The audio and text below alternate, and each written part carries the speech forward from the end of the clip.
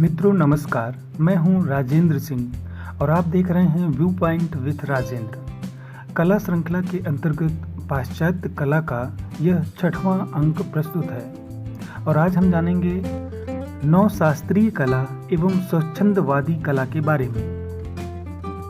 मित्रों, अगर आपने अभी तक इस चैनल को सब्सक्राइब नहीं किया है तो वीडियो देखने से पहले सब्सक्राइब व बेल आइकन के बटन को ज़रूर दबा दीजिए, जिससे आने वाली महत्वपूर्ण परीक्षा उपयोगी वीडियो की सूचना आपको मिलती रहे। तो फिर आइए जानते हैं पाश्चात्य कला के अंतर्गत नवशास्त्रीय कला एवं स्वच्छंदवादी चित्रकला के बारे में। 18वीं शताब्दी में नवशास्त्रीय कला आंदोलन की शुरुआत रोम में हुई, जब बारोक व रोकोका कला शैलियों का विरोध प्रारंभ हुआ। इन शैलियों को अर्थहीन, संयमहीन, प्रदर्शन वस्तु तथा पतित शैली माना जाने लगा।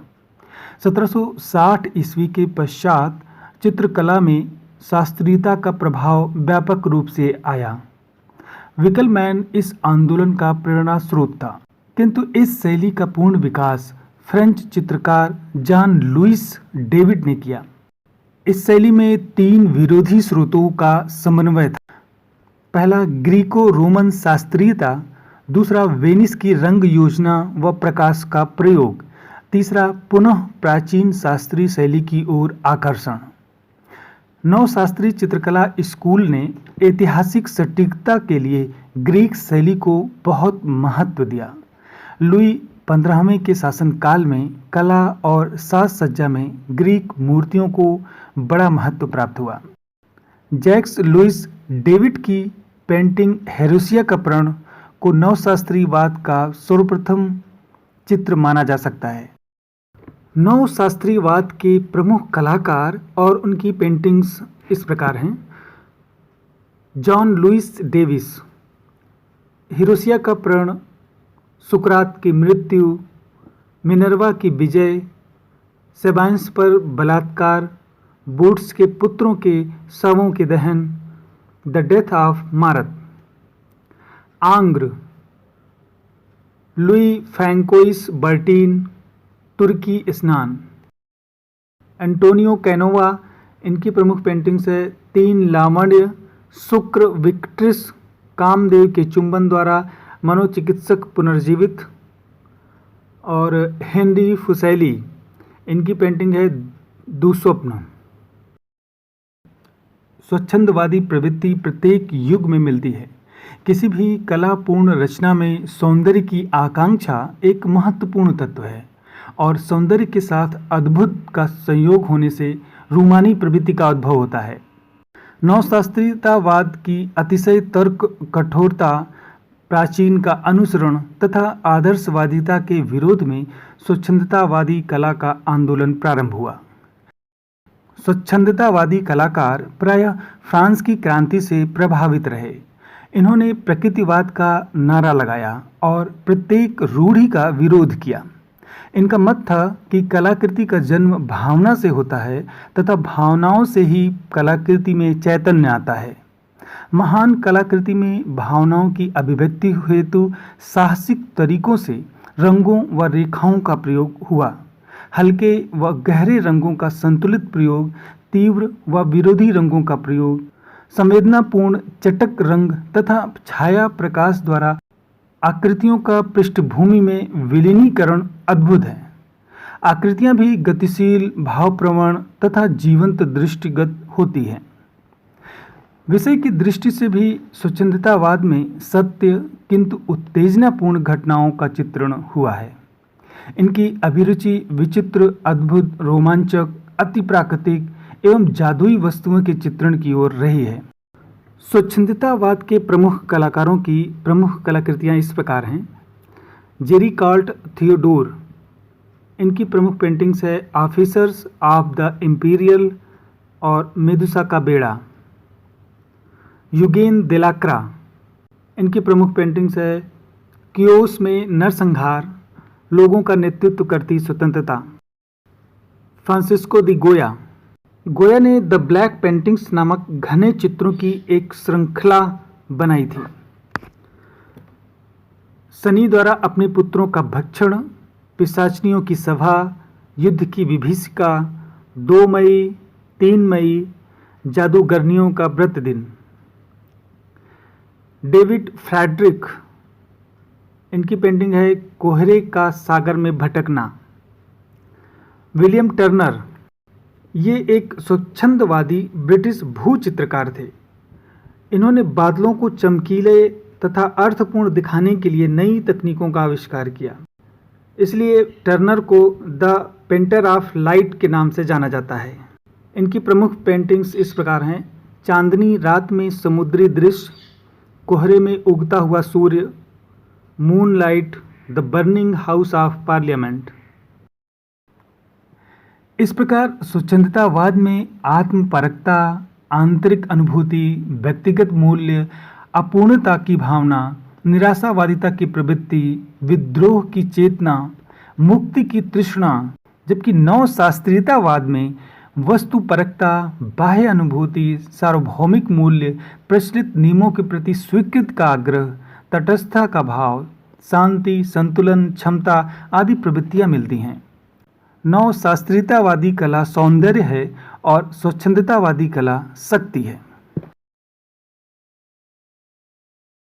पहला प्रश्न है, 18वीं शताब्दी कला आंदोलन की पहचान आमतौर पर ऐतिहासिक रूप में सही हालत और परिधानों का उपयोग करके शास्त्रीय घटनाओं, पात्रों और विषयों के दृढ़ चित्रण में दृढ़ संरचनात्मक तकनीक पर जोर देती है। इसके 4 ऑप्शन हैं: ए रोमांटिक कला, बी बारोक कला, सी नवशास्त्रीय कला, डी विचार शैली। तो इसका सही उत्तर है सी नवशास्त्रीय कला। दूसरा प्रश्न है, मुख्य नवशास्त्रीय आंदोलन 18वीं शताब्दी के ... के साथ हुआ और 19वीं शताब्दी की शुरुआत होने तक जारी रहा। ए ज्ञान का युग, बी समाजवादी युग, सी फ्रांसीसी क्रांति, डी कार्ल मार्क्स का जन्म। तो इसका सही उत्तर रहेगा ए ज्ञान का युग। स्वच्छंदतावाद प्रतिस्पर्धा के साथ मुख्य नवशास्त्रीय आंदोलन 18वीं शताब्दी के ज्ञान युग के साथ शुरू हुआ। तीसरा प्रश्न है, नवशास्त्रीय चित्रकला स्कूल ने ऐतिहासिक सटीकता के लिए बहुत महत्व दिया। ए पुनर्जागरण को, बी बारोक को, सी ग्रीक को, डी बेंजाइटिन को। तो इसका सही उत्तर है सी ग्रीक कला को। नवशास्त्रीय चित्रकला स्कूल ने ऐतिहासिक सटीकता के लिए ग्रीक शैली को बहुत महत्व दिया। चौथा प्रश्न है, यूरोपीय चित्रकला में नवशास्त्रीयतावाद की प्रकृति को किसने बढ़ावा दिया? ए विलियम हंट ने, बी टर्नर ने, सी डेविड ने, डी फ्रांस हॉल्स ने। तो इसका सही उत्तर C David. Jacques Louis David नवशास्त्रीयतावादी शैली के अपने युग के श्रेष्ठ कलाकार थे।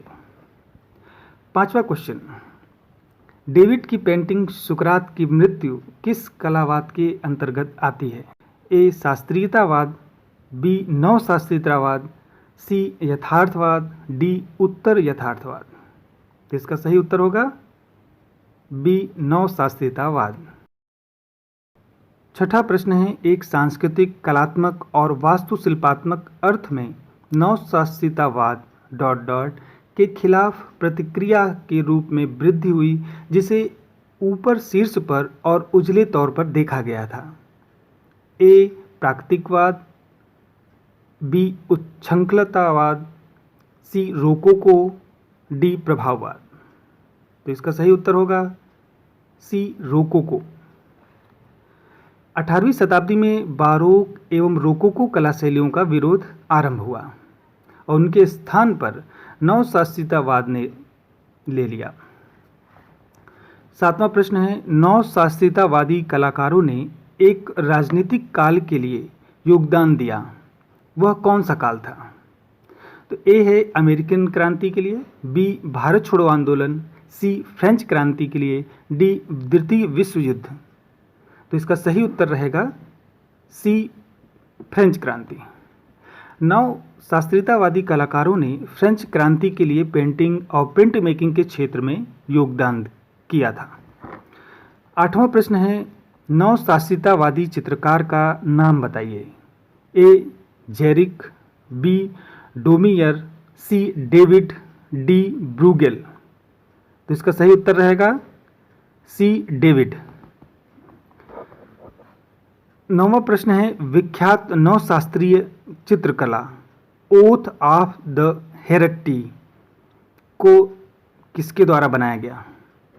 तो इसका ऑप्शन है a Jean Auguste Dominique Ingres, b Anton Raphael, c Joseph Marie Vien, d Jacques Louis David. तो इसका सही उत्तर रहेगा डी जैक्स लुइस डेविड। अब 10वां प्रश्न, निम्नलिखित में से किस प्रमुख चित्रकार ने स्वच्छंदतावादी आंदोलन प्रारंभ किया? ए यूजीन देलाक्रा ने, बी थियोडोर जेरिकॉल्ट ने, सी हानर डोगिमियर ने, डी कैमिलर कोरो। तो इसका सही उत्तर है b Theodore Gericault. Jean Louis Andre Theodore Gericault इनका पूरा नाम है, जो एक फ्रांसीसी चित्रकार थे। 11वां प्रश्न, थियोडोर जेरिकॉल्ट किस कला आंदोलन के अंतर्गत आते हैं? ए नवशास्त्रीयतावाद, बी रोमांसवाद, सी यथार्थवाद, डी प्रभाववाद। तो इसका भी सही उत्तर रहेगा बी रोमांसवाद। 12वां प्रश्न है, निम्नलिखित कलाकारों में स्वच्छंदतावाद से किसका संबंध है? ए पिकासो, बी बेर्निनी, सी वर्मियर, डी देलाक्रा। तो इसका सही उत्तर है D देलाक्रा।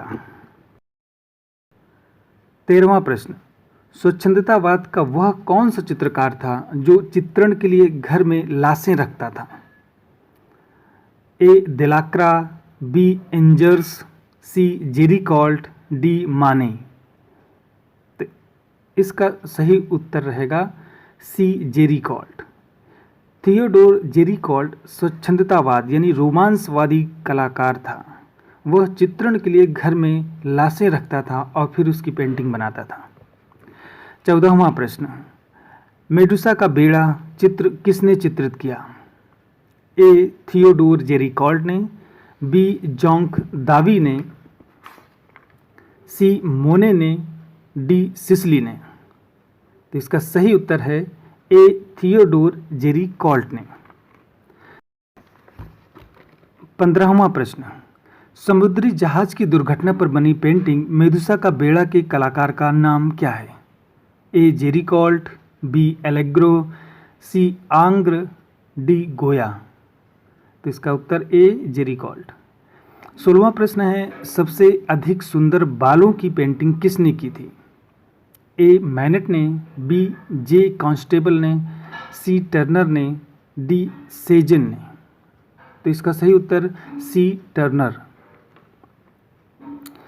Joseph Mallord William Turner एक स्वच्छंदतावादी ब्रिटिश भूदृश्य चित्रकार था। इसने बादलों को चमकीले तथा अर्थपूर्ण दिखाने के लिए नई तकनीकों का आविष्कार किया। 17वां प्रश्न, चांदनी रात में समुद्री दृश्य किसने चित्रांकित किया? ए टर्नर ने, बी तैयब मेहता ने, सी एस एन बेंद्रे ने, कि डी बोत्तिचेल्ली ने। तो इसका सही उत्तर है ए टर्नर ने। 18वां प्रश्न है, विलियम ब्लैक किस वाद से जुड़े थे? ए रोमांसवाद से, बी नवशास्त्रीयतावाद से, सी प्रभाववाद से, डी इनमें से कोई नहीं। तो इसका सही उत्तर है ए रोमांसवाद। विलियम ब्लैक एक अंग्रेज कवि, चित्रकार तथा प्रिंट रचयिता थे। अपने जीवन काल में उन्हें ख्याति नहीं मिली, किंतु उन्हें रोमांसवाद के क्षेत्र में एक महान आरंभिक हस्ती के रूप में जाना जाता है। 19वां प्रश्न, फ्रांसिस्को गोया किस आंदोलन का चित्रकार था? ए रोमांटिक आंदोलन का, बी पुनर्जागरण आंदोलन का, सी नव प्रभाववादी आंदोलन का, डी दादावादी आंदोलन। तो इसका सही उत्तर है ए रोमांटिक आंदोलन का। 20वां प्रश्न, sleep of reason brings forth master नामक एचिंग सीरीज को किसने चित्रित किया था? A Durer, B Francisco de Goya, C ओनेरे दाउमियर D रैम्ब्रा। तो इसका सही उत्तर है Francisco de Goya. Sleep of reason brings forth master नामक एचिंग सीरीज को फ्रांसिस्को दी गोया ने चित्रित किया था और गोया को 18वीं और 19वीं सदी के सबसे महत्वपूर्ण स्पेनिश कलाकारों में माना जाता है। तो फिर आज बस इतना ही, मिलते हैं अगले वीडियो में और जानेंगे 19वीं शताब्दी की कला, प्रभाववाद, नव प्रभाववाद तथा उत्तर प्रभाववाद के बारे में। तो वीडियो को पूरा देखने के लिए बहुत बहुत धन्यवाद। कमेंट बॉक्स में अपने विचारों को ज़रूर बताइएगा। धन्यवाद।